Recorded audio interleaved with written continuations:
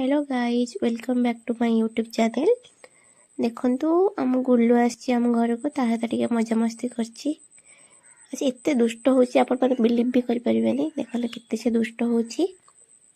मो माउसी घरे किछि साग देथिले। देखंतु एई साग को हमर कहंती मुट्टी साग। आपण गाडे साग कोन कहंती कमेंट माध्यम रे जणेबे। मुट्टी साग भाजिया पाई मो डंक किछि आलू बाइगण टमाटो एटा पके भजा हुए सेटा को मो सिझे नहीं। देखंतु एपटे बो पई बनेछि अट्टा पिठा।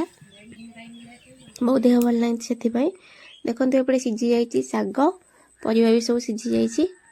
मो किछि बड़ी एटी भाजी रखिछि आ किछि पियाज रखिछि काटी किछि रसुण। एपटे तेल गरम हो गला एते मो ऐड करछि सुखा लंका फुटण तापर पके दिछि पियाज। पियाज टिके भाजी होला पर मो एते ऐड कर देली रसुण।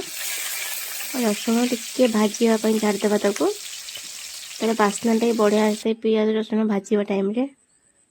देखो रसुण पके दीची रसुण भाजी होला परे से मु ऐड करदेवी सीझा जाइथिबा परिवा सहित साग को। देखंतु आ एथिरे टमाटो परिवा एथि पड़ी थाए साग टिके कसा लागि थाए ना सेति पई एथिरे टमाटो सहित परिवा भी पकेले बहुत टेस्ट लागि थाए। लास्ट रे पकई देली भजा होइतिबा बड़ी। एबे हमर प्रस्तुत हे गला मुट्टी साग भजा।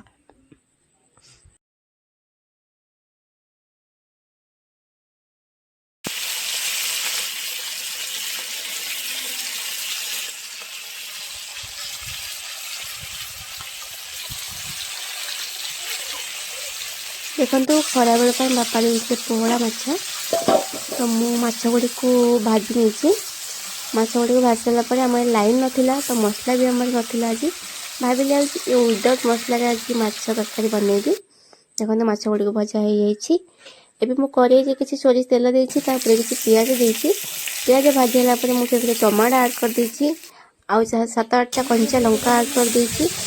तो पकई टिके हलदी कि लुण ताहित लंका गुंड बास एतिक मु तैयारी करछि पहला माछ तरकारी। यदि मो वीडियो आपको भल लगे प्लीज सब्सक्राइब कर दे।